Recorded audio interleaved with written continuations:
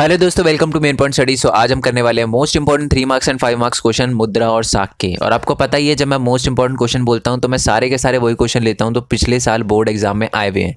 अगर आपने एक चैप्टर के अंदर से प्रीवियस ईयर क्वेश्चन कर लिए, समझो आपका चैप्टर खत्म है, क्योंकि क्वेश्चन तो सेम आता है बट थोड़ी सी लैंग्वेज अलग हो जाती है। ओके तो वीडियो स्टार्ट करने से पहले एक बहुत इंपॉर्टेंट बात यार, आई होप आप सबको याद हो कि हमें किसी भी हालत में 1 जनवरी से पहले पहले यानी 2021 आने से पहले पहले 40,000 सब्सक्राइबर करने ही करने हैं। ठीक है, अभी हमारे पास सिर्फ और सिर्फ 3 दिन है और अभी हमारा जो काउंट है वो 39.3 सब्सक्राइबर है। हमें 700-800 सब्सक्राइबर और चाहिए 40,000 करने के लिए। तो जितना हो सके वीडियो को शेयर करना है, स्टेटस पे लगाओ, सीधा इस वीडियो का लिंक जो है सीधा व्हाट्सएप पे शेयर करो। ठीक है, और लाइक शेयर सब्सक्राइब करना है दबा के, ठीक है दबा के, और साथ ही में कमेंट भी करना है जिससे मेरे को मोटिवेशन मिले। ओके जी, अब स्टार्ट करते हैं। तो पहला क्वेश्चन है हमारा कि औपचारिक क्षेत्र के जो ऋण गतिविधियाँ होती है उसको कम क्यों किया जाना चाहिए, तर्कों के साथ इस कथन का समर्थन करें। इसका मतलब क्या, पहले तो समझ लो औपचारिक क्षेत्र क्या होता है, अनौपचारिक क्षेत्र क्या होता है। ऋण के मामले में देखो, लोन लेने के लिए, ऋण लेने के लिए एक तो आपका बैंक है, वो हो गया औपचारिक क्षेत्र। दूसरा है आपका दोस्त, साहूकार वगैरह, वो हो गया अनौपचारिक क्षेत्र। ठीक है, तो क्वेश्चन ये है कि आपको अनौपचारिक क्षेत्र से कम लेना चाहिए लोन। ठीक है, यानी साहूकार वगैरह से लोन कम लेना चाहिए, बैंक से ज़्यादा लेना चाहिए। तो ऐसा क्यों है? तो ये सारे के सारे पॉइंट हैं। हाँ बिल्कुल, जो हमारे अनौपचारिक क्षेत्र है उनकी गतिविधियाँ, ऋण गतिविधियाँ थोड़ी कम की जानी चाहिए। क्यों? क्योंकि पहली बात तो अनौपचारिक जो क्षेत्र हैं वो बहुत ज़्यादा ब्याज लेते हैं। ठीक है, दूसरा उनको देना भी बहुत ज़्यादा मुश्किल हो जाता है ब्याज, क्योंकि बहुत ज़्यादा ब्याज होता है। साथ ही में अनौपचारिक क्षेत्र में जो बंदा होता है ना, वो क्या होता है, ऋण जाल में फंस जाता है। यानी वो कभी भी लोन दे ही नहीं पाता, ना ही उसका इंटरेस्ट दे पाता, क्योंकि वो बहुत ज़्यादा इंटरेस्ट रेट लेते हैं साहूकार वगैरह। साथ ही में जब कोई उधारकर्ता होता है, जब वो उधार लेता है अनौपचारिक क्षेत्र से, ठीक है, तो उसे बहुत ज़्यादा उधार चुकाना पड़ता है। ठीक है, जिसकी वजह से उसकी बचत कम हो जाती है और उसकी व्यक्तिगत आर्थिक विकास नहीं हो पाता। और जब व्यक्तिगत आर्थिक विकास नहीं हो पाता तो इसकी वजह से देश की आर्थिक प्रगति भी रुक जाती है। ओके, नेक्स्ट क्वेश्चन की बात करते हैं कि बैंकों के पास जो जमाकर्ता पैसे जमा कराते हैं उसका फ़ायदा है ना लोगों को भी होता है, देश को भी होता है। 2016 में आया हुआ क्वेश्चन है, कैसे? तो पहली बात तो ये है कि हमें थोड़ा बैंक के बारे में समझना पड़ेगा। तो जिन लोगों के पास पैसे होते हैं ना, अतिरिक्त पैसे होते हैं, ज़्यादा पैसे होते हैं, वो उनको बैंक में जमा कराते हैं। बैंक उनको क्या देता है, उस पर कुछ इंटरेस्ट देता है। जैसे मैंने 100 रुपये जमा कराए, बैंक मेरे को 101 रुपये देगा। ठीक है, और बैंक को हिदायत होती है, बैंक को ये बोला जाता है कि आपको 15% जो अपना जितने भी पैसे आए हैं ना आपके पास, 15% तो आपको अपने बैंक में रखने ही रखने हैं, ब्रांच में रखने ही रखने हैं। ठीक है जी, आई होप ये आपको समझ आ गया हो। अब क्वेश्चन वही है कि जो बैंक में हम पैसे जमा कराते हैं वो देश के लिए फ़ायदेमंद कैसा है। देखो, अगर किसी व्यक्ति को ऋण की आवश्यकता होती है तो वो बैंक से कम दरों पर ले सकता है और अपना जो भी व्यवसाय वगैरह वो चालू कर सकता है, जिसकी वजह से वो लोगों को रोज़गार प्रदान करेगा। अगर वो व्यवसाय बिजनेस स्टार्ट कर देता है तो वो लोगों को, दूसरे लोगों को भी रोज़गार प्रदान करेगा, टैक्स भी देगा, जिससे ओवरऑल देश का डेवलपमेंट होगा। ठीक है जी, आई होप ये समझ आ गया हो आपको। आप खुद की लैंग्वेज में भी लिख सकते हो, थोड़ा बहुत इधर उधर करके, है ना, बहुत अच्छे से एक्सप्लेन कर सकते हो आप, आई नो। नेक्स्ट क्वेश्चन की बात करते हैं, फिर भी अगर ना समझ आए तो इसका स्क्रीनशॉट ले लेना।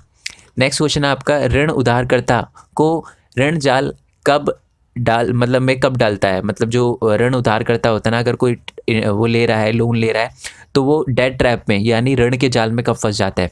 ठीक है, देखो, जो ये ऋण होता है ना बहुत दर्दनाक होता है। ठीक है, लोन जो लिया जाता है एक अनौपचारिक क्षेत्र से वो बहुत ही दर्दनाक होता है। और ऋण जाल एक ऐसी हमारी कंडीशन होती है, ठीक है, एक ऐसी चीज़ होती है जिसमें जब बंदा है ना लोन को पे नहीं कर पाता, ठीक है, उसके लिए बिल्कुल इम्पॉसिबल हो जाता है लोन को पे करना, तो उसी को कहते हैं कर्ज जाल। ठीक है, और ऋण जाल या कर्ज जाल कहते हैं। उदाहरण के लिए मान लो एक बंदा है, ठीक है, उदाहरण भी पूछा है ना आपसे, 2010 में आया हुआ क्वेश्चन, उदाहरण पूछा, एक बंदा है, उसने अपनी खेती के लिए, फसल के लिए, सपना नाम की महिला है, वो बुक में भी दे रखा था, पेज नंबर 48 पे, आई थिंक 48 था या 148 था, उसमें उन्होंने क्या किया, लोन लिया है, ठीक है, साहूकार से। उसके बाद उन्होंने लोन लिया, उनकी फसल ख़राब हो गई। ठीक है, फिर दोबारा उन्होंने लोन लिया, फिर फसल ख़राब हो गई, फिर दोबारा लोन लिया तो उन्होंने लोन चुकाया, बट इस बार उनको तीन बार पैसे लिए थे, उनका लोन चुकाना पड़ा, फिर और लोन बढ़ गया, और लोन, तो अब वो कर्ज जाल में फंस गई। अब वो कभी भी अपना लोन पूरा का पूरा पे नहीं कर सकती, है ना, तो ये एक बहुत बड़ी प्रॉब्लम है। नेक्स्ट है कि स्व सहायता समूह। पहले तो स्व सहायता समूह क्या होता है और इसके 4 फ़ायदे बताओ गरीबों के लिए। 2011 में, 15 में, 17 में, 13 में बहुत ज़्यादा आया हुआ क्वेश्चन और बहुत ज़्यादा इंपॉर्टेंट है। पहले तो समझ लो ये सब सहायता समूह होते क्या हैं। यह ग्रामीण गरीब महिलाओं का संगठन है, सिर्फ गरीब महिलाओं का नहीं, बहुत लोगों का संगठन है। ठीक है, जब बहुत सारे लोग आपस में गांव के 15-16 लोग या 15-20 लोग आपस में मिल जाते हैं, ठीक है, और अपने पैसों को जमा करते हैं, तो उसको हम स्व सहायता समूह कहते हैं। अब इसको स्व सहायता समूह क्यों कहते हैं कि लोग उसमें अपनी बचत डालते हैं, 25 रुपये से 100 रुपये महीना। ठीक है, हर बंदा डालता है, हर सदस्य डालता है, और अगर उन सदस्यों में से किसी एक को ऋण की आवश्यकता हो तो जो स्व सहायता समूह है, जो पूरा समूह है 15-20 लोगों ने जो मिलकर बनाया है, वो उसको लोन प्रदान करेंगे बहुत ही कम दरों पर। ठीक है जी, आई होप कि आपको बहुत अच्छे से क्लियर हो गया हो कि स्व सहायता समूह में 15 से 20 बंदे होते हैं। ठीक है, और वो है ना पैसे जमा करते हैं अपने, और अगर उन 15-20 जनों में से किसी को लोन की आवश्यकता होती है तो उसको लोन दिया जाता है बहुत ही कम दरों पर। ठीक है, अब इसके फ़ायदे क्या होते हैं? फ़ायदा पहले तो इसका ये होता है कि अगर वो रेगुलर रहे ना, अगर वो ऐसी बचत करते रहे तो बैंक भी उनको लोन देने से इनकार नहीं करता, उनको लोन देता है बिना किसी ऋणाधार के। ऋणाधार का मतलब क्या होता है? बिना किसी कोलेटरल के, कोई भी चीज़ गिरवी नहीं रखवानी पड़ती, क्योंकि बैंक में आपको कोई चीज़ गिरवी रखवानी पड़ती है। बट अगर आप स्व सहायता समूह के पार्ट हो और आप 1-2 साल से लगातार आप बचत कर रहे हो तो बैंक भी आपको बिना ऋणाधार के लोन देने पे रेडी हो जाता है। ठीक है, आई होप ये समझ आ गया हो। दूसरा फ़ायदा, तो पहला फ़ायदा तो ये हो गया। दूसरा फ़ायदा ये है कि जो बैंक है, ठीक है, वो ऋण जो है वो उस स्व सहायता समूह के नाम पर देता है, और साथ ही में उसका ब्याज भी बहुत कम होता है। ओके, ऋण मामले को बहुत गंभीर से लिया जाता है। जैसे कि यदि अगर कोई सदस्य ऋण चुकाने में असमर्थ होता है, अगर मान लो किसी ने लोन लिया हो स्व सहायता समूह से बट वो लोन नहीं चुका पा रहा, तो जितने भी सदस्य होते हैं ना वो खुद पैसे दे देते हैं।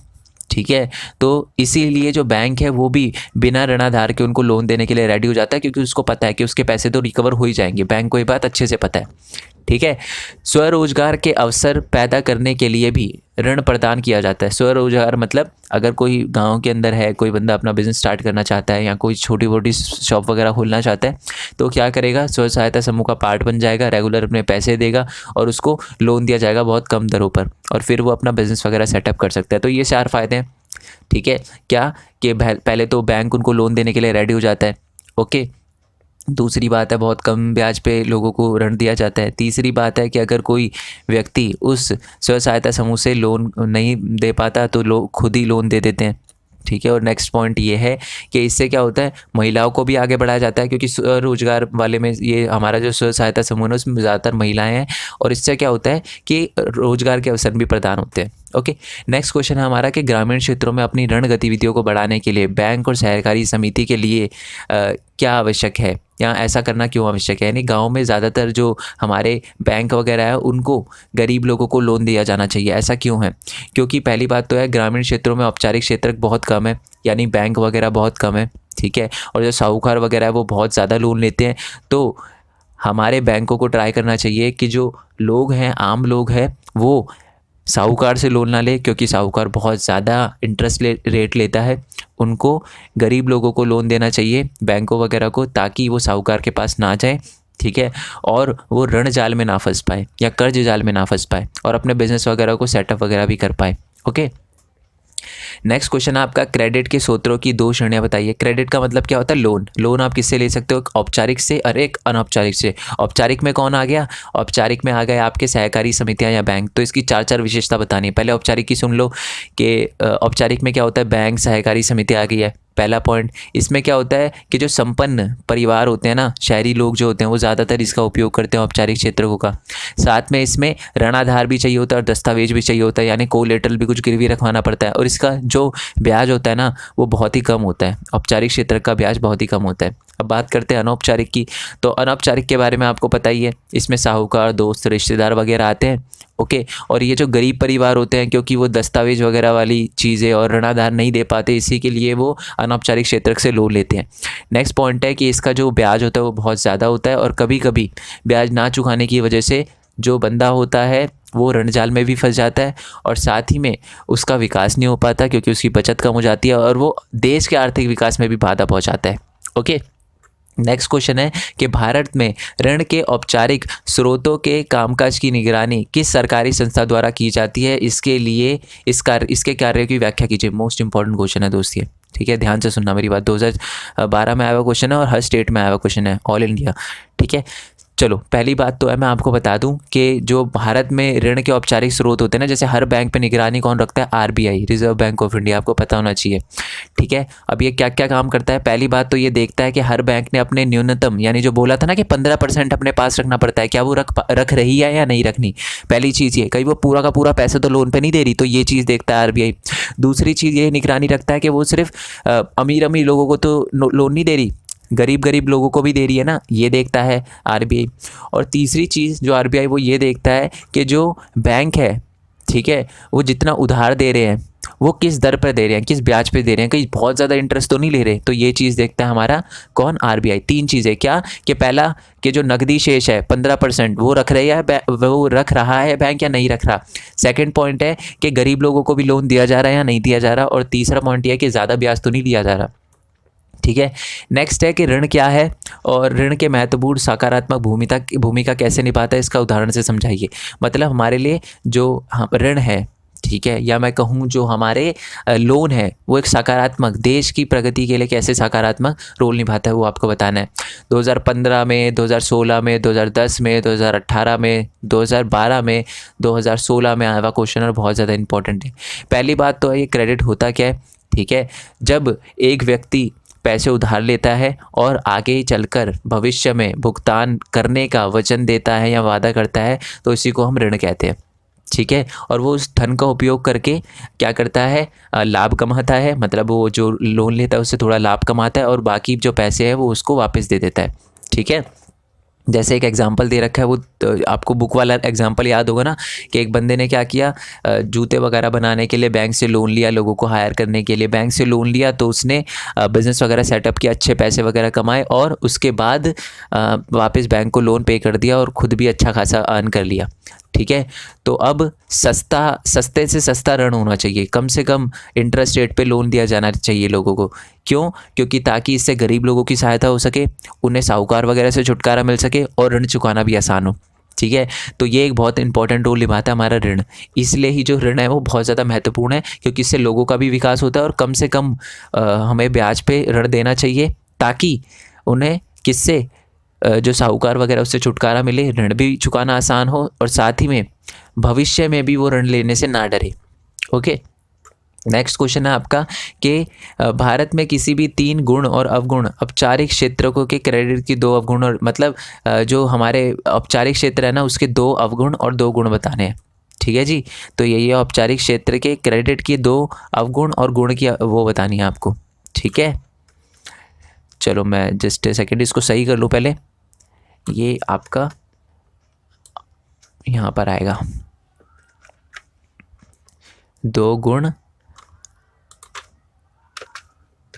और अवगुण बताने हैं आपको। ठीक है, समीक्षा करनी है आपको। सबसे पहले तो औपचारिक क्षेत्र के फ़ायदे सुन लो। ठीक है, औपचारिक क्षेत्र के फ़ायदे होते हैं कि बहुत कम क्रेडिट प्रदान किया जाता है, बहुत कम दरों पर, यानी बहुत कम इंटरेस्ट रेट लिया जाता है। ठीक है, इंटरेस्ट रेट जो होता है या लोन जो होता है उसे चुकाना भी बहुत आसान होता है और इसकी निगरानी जो है वो आरबीआई करता है। ये 3 पॉइंट है। अब इसके थोड़े से नुकसान भी सुन लो कि इसका ज़्यादातर लोग सिर्फ अमीर लोग ही कर पाते हैं, क्योंकि इसमें दस्तावेज वगैरह दिए जाते हैं और ऋण आधार देना पड़ता है, गिरवी रखवानी पड़ती है कोई चीज़, है ना, और इसमें बहुत ज़्यादा समय भी लग जाता है। कभी कभार लोन लेने में आपको पता है बैंक से बहुत ज़्यादा टाइम लग जाता है। ठीक है, अब मान लो बंदे की फसल है, फसल को में बीज डालने के लिए या फसल में कीटनाशक डालने के लिए उसे लोन चाहिए। अब मान लो लोन मिलने में उसको 1-1.5 साल लग गया, तो फिर वो काय की फसल, ख़राब हो गई ना फसल। तो ये बहुत बड़ी प्रॉब्लम है हमारे औपचारिक क्षेत्रों की। तो फ़ायदे और नुकसान ये दोनों आपको करने हैं। नेक्स्ट पॉइंट है हमारा कि क्वेश्चन है कि भारत में बैंकों के किसी भी 3 ऋण गतिविधियों की व्याख्या करें। मतलब बैंक जो है वो ऋण से रिलेटेड क्या क्या काम करता है। पहली बात तो जो बैंक है वो क्या करता है, ज़्यादातर लोग जो हैं जिनके पास अतिरिक्त पैसे हैं वो क्या करते हैं, अपना पैसा जो है वो बैंक में जमा कराते हैं, जिसको मांग जमा कहा जाता है। पहला पॉइंट तो बैंक ये काम करता है कि उनके पैसों को क्या करता है, अपने पास रखता है। ठीक है, दूसरा पॉइंट है कि बैंक क्या करता है, 15% अपना जो अमाउंट है जो उसके पास आया है उसको वो अपने पास रखता है और बाकी को वो लोन पे दे देता है। ठीक है, नेक्स्ट पॉइंट यही है। तो तीनों पॉइंट ये समझ आ गए। पहला तो वो अपने पैसों को अपने पास रखता है, ठीक है, उस पर ब्याज देता है। साथ ही में जो है कि 15% न्यूनतम राशि अपने पास नकद रखनी पड़ती है और बाकियों को वो लोन पे दे देता है। 3 एक्टिविटी होगा ना, यही बताना था आपको। चलो नेक्स्ट पॉइंट है कि हम जो मुद्रा होती है, आज जो पैसे हैं, ठीक है, उसको एक विनिमय के माध्यम के रूप में हम कैसे यूज़ कर रहे हैं, क्यों यूज़ कर रहे हैं, ठीक है। वो तो कागज़ ही है, कागज़ को हम क्यों यूज़ कर रहे हैं, है ना। तो ये सारे के सारे पॉइंट है। पहला पॉइंट तो ये है, भारत की सरकार द्वारा अधिकृत है, ठीक है, भारत की सरकार द्वारा मान्य है। भारत की सरकार का होता है कि मैं धारक को 10 रुपये अदा करने का वचन करता हूँ, ऐसे लिखा होता है ना नोट पे, और नीचे उसके गवर्नर के सिग्नेचर होते हैं, तो वो भारतीय सरकार द्वारा अधिकृत है। नेक्स्ट पॉइंट है कि पैसे की आपूर्ति आरबीआई द्वारा नियंत्रित की जाती है। इसका मतलब है इसकी सप्लाई वगैरह ना वो आरबीआई देखता है, आरबीआई पैसे छापता है, तो इसलिए बहुत इंपॉर्टेंट है और इसीलिए हम इसे विनिमय के माध्यम के रूप में यूज़ करते हैं और इसे कोई भी मना नहीं कर सकता, ठीक है। इसको कोई भी मानने से इनकार नहीं कर सकता। मतलब ऐसा नहीं है आपका नोट फटा हुआ हो कि सर मेरा तो चल नहीं रहा था, आप तो झूठ बोल रहे हो। मतलब अगर सही नोट हो तो कोई भी लेने से इनकार नहीं करता। नेक्स्ट है कि मूल्यों को माप के लिए उपयोग किया जाता है। इसका मतलब है कि मान लो आप दुकान पे गए, ठीक है, तो पहले क्या होता है, वस्तु विनिमय, जूते देना, फिर उससे कपड़े लेना, ऐसे होता था। बट आज क्या है कि आप जाते हो दुकान पे तो बोलते हैं 100 रुपये का है, 200 रुपये का, 300 रुपये का है, तो मूल्यों का माप भी हो जाता है। ओके, तो हमारा नेक्स्ट जो क्वेश्चन है वो ये है कि ग्रामीण और शहरी दोनों क्षेत्रों में गरीब परिवार के लिए सस्ता से सस्ता ऋण आवश्यक है। मतलब बहुत कम दरों पर ऋण देना चाहिए, ठीक है। ऐसा क्यों है, तो ये सारे के सारे रीज़न लिखे हुए हैं, ठीक है। यह लोग को विभिन्न कारणों से ऋण लेने में मदद करता है। देखो, अगर कम दर होगा तो लोग कम से कम ज़्यादा से ज़्यादा लोन लेंगे कम से कम दरों पर, ठीक है। इससे जो गरीब लोग हैं वो साहूकार की समस्या से निकल पाएंगे, ठीक है, और उनको कम ब्याज देना पड़ेगा, जिससे वो साहूकार के जो उच्च ब्याज है उससे छुटकारा पाएंगे, ठीक है। और साथ ही में अगर लोन चुकाना आसान होगा तो वो अपने देश का भी इलाज कर पाएंगे, मतलब अपने देश का भी विकास कर पाएंगे, अपना खुद का विकास कर पाएंगे, ठीक है जी। ये बहुत इंपॉर्टेंट है। नेक्स्ट पॉइंट ये है कि आर्थिक मूल्य यानी अपना वही आर्थिक व्यवस्था वगैरह, इन सबको भी वो आगे ले जा पाएंगे, आर्थिक विकास कर पाएंगे अपना, ठीक है जी। आई होप ये आपको समझ आ गया हो। पहला पॉइंट क्या था कि ऋण वो बार बार लेंगे, ऋण चुकाना आसान होगा, दूसरा पॉइंट ये है। तीसरा पॉइंट ये है कि वो साहूकार से मतलब साहूकार की समस्या से क्या हो पाएंगे, निकल पाएंगे। और नेक्स्ट पॉइंट ये है कि वो अपना ऋण वगैरह भी दे पाएंगे और आर्थिक विकास में सहयोग कर पाएंगे, ठीक है जी। तो आई होप आपको वीडियो अच्छी लगी हो। वीडियो अच्छी लगी हो तो लाइक करना, चैनल को सब्सक्राइब करना, जितना हो सके इस वीडियो को शेयर करना। इसके आंसर मैंने खुद लिखे हैं, ज़रूरी नहीं है आप खुद लिखो, मतलब ज़रूरी नहीं है कि आप इसी में से लिखो, आप खुद भी इसके आंसर बनाकर लिख सकते हो, कोई ऐसी दिक्कत नहीं है। अगर आप चाहो तो आप मेरे को इंस्टाग्राम पे इनके आंसर भेज के चेक करवा सकते हो कि सर मैंने सही लिखा है नहीं लिखा। बाकी आप टेलीग्राम चैनल वगैरह ज्वाइन कर लेना, वहाँ पर भी बच्चे बहुत सारे सेंड करते रहते हैं अपने क्वेश्चन, तो आप भी कर सकते हो, कोई दिक्कत आएगी नहीं आपको, ठीक है। बाकी नेक्स्ट वीडियो के लिए स्टे ट्यून। अभी तक अगर आपने चैनल सब्सक्राइब नहीं किया तो कर देना, दूसरे चैनल को भी अभी तक अगर आपने सब्सक्राइब नहीं किया ना, ठीक है, मैंने अभी तक उस पर कुछ अपलोड नहीं किया। दूसरे चैनल पे आपको स्क्रीन पे दिख रहा होगा, ठीक है, उस पर 2000 से ज़्यादा सब्सक्राइबर हो गए हैं। मैंने अभी तक वहाँ पर कुछ अपलोड नहीं किया, बट फिर भी बच्चे सब्सक्राइब कर रहे हैं, क्योंकि वहाँ पर मैं अपनी यूट्यूब जर्नी के बारे में बताने वाला हूँ। मैंने यूट्यूब से कैसे अर्न किया और आप यूट्यूब से कैसे अर्न कर सकते हो। सिर्फ यूट्यूब नहीं, बहुत सारे अलग प्लेटफॉर्म है जिससे आप अर्न कर सकते हो, तो उसके बारे में मैं वहाँ पर बताने वाला हूँ। तो चैनल को सब्सक्राइब तो आप कर दोगे, तो नोटिफिकेशन बेल जरूर दबा देना। नोटिफिकेशन बेल आपको पता है ना, जैसे आप सब्सक्राइब करोगे रेड वाले बटन पे क्लिक करोगे तो साथ में एक बेल आइकन आएगा, तो उस पर क्लिक करके ऑल कर देना, जिससे मैं कोई भी वीडियो डालूँ तो सबसे पहले आपके पास नोटिफिकेशन आए, क्योंकि मैं पहली वीडियो के साथ ही धमाका मचाने वाला हूँ, ठीक है। तो अगर आपने सब्सक्राइब कर रखा होगा बट नोटिफिकेशन बेल नहीं दबा रखी होगी तो आपके पास बहुत बाद में नोटिफिकेशन आएगा। फिर आप सोचोगे कि यार 10,000 व्यूज़ है, मान लो उस वीडियो पे 10,000 व्यूज़ हो गए और 1000 बच्चे भी जो मैंने नया प्लेटफॉर्म बताया था वहाँ पर जाके लग गए, काम शुरू कर दिया, तो आपको लगेगा कि जी कंपटीशन फेस करना पड़ रहा है मेरे को। तो ऐसा हो कि आपको कंपटीशन फेस ना करना पड़े, उसके लिए बेल आइकन ज़रूर दबा देना, ठीक है जी। बाकी नेक्स्ट वीडियो के लिए स्टे ट्यून, नेक्स्ट चैप्टर के लिए स्टे ट्यून, क्योंकि सिर्फ एक चैप्टर रहता है हमारा। मैं बाकी सारे चैप्टर के PYQs और मोस्ट इंपॉर्टेंट क्वेश्चन और पूरा चैप्टर का एक्सप्लेनेशन भी दे चुका हूँ, सबका लिंक आपको नीचे डिस्क्रिप्शन में मिल जाएगा। किसी भी चैप्टर की PYQs मिस मत करना, ठीक है। चैप्टर समझना इंपॉर्टेंट है बट PYQs भी बहुत ज़्यादा इंपॉर्टेंट है, PYQs बिल्कुल मिस मत करना, ठीक है जी। आई होप आपको समझ आ गया हो। बाकी नेक्स्ट वीडियो के लिए स्टे ट्यून, तब तक के लिए थैंक यू सो मच। जय हिंद, जय भारत, वंदे मातरम, और याद ना 40,000 एक जन से पहले। Bye bye.